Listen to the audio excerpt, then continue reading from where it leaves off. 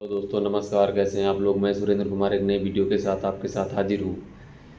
तो आज का जो विश्व में 4 प्रकार की हत्याएं जो षड्यंत्र के तहत की जाती हैं उनके विषय में बात करनी है।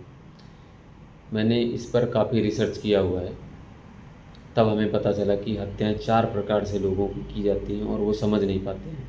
पहला, बौद्धिक हत्या। किसी भी समाज को या वर्ग को उसके ज्ञान के अधिकार को छीन लेना या शिक्षा के अधिकार को छीन लेना और उनकी शिक्षा के अधिकारों की पुस्तकों को नष्ट कर देना और किसी विशेष धर्म या उसकी पुस्तकों को ज़बरदस्ती फॉलो कराना, यह एक बौद्धिक हत्या है। इससे बच के रहना हमेशा।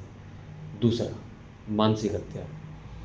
किसी जात विशेष को शूद्र, अतिशूद्र या फिर पिछड़ा वर्ग को बोल बोल कर उसकी पीढ़ियों को डिप्रेशन में लाना, उसकी आने वाली पीढ़ियों को भी डिप्रेशन में रखना, दुखी रखना, उनको मानसिक रूप से गुलाम बनाए रखना, एक मानसिक हत्या है।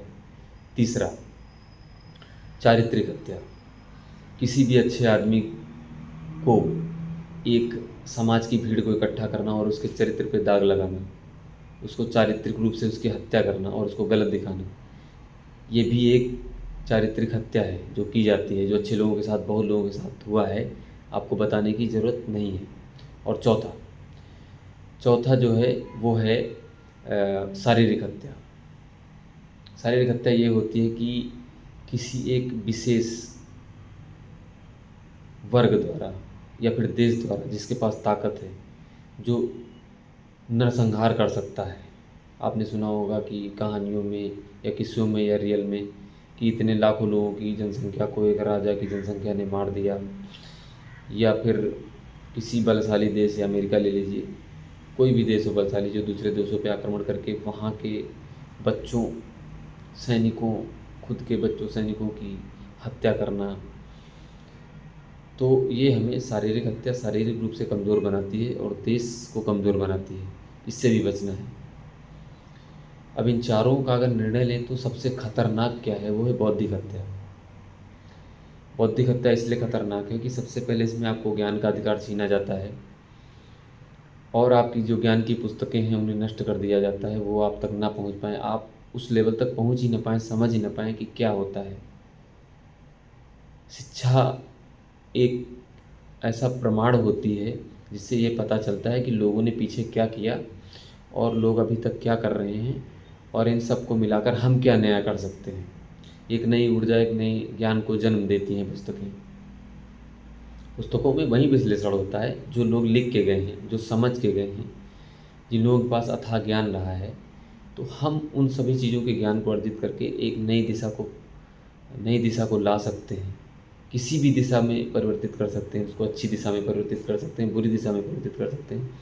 तो सबसे खतरनाक जो हत्याएं हो रही हैं वो बौद्धिक हत्याएं हैं।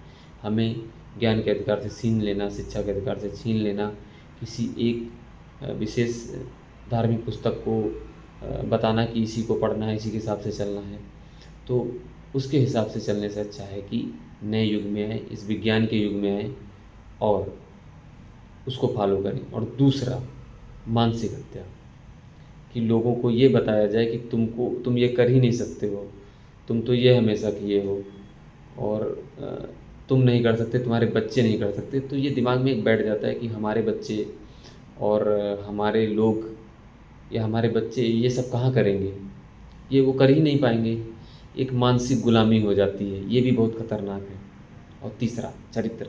चरित्र की गुलामी उतनी खतरनाक नहीं, लोग चरित्र को ख़राब करते हैं, फिर एक पैसा पोजीशन आने के बाद चरित्र फिर से आ जाता है वापस।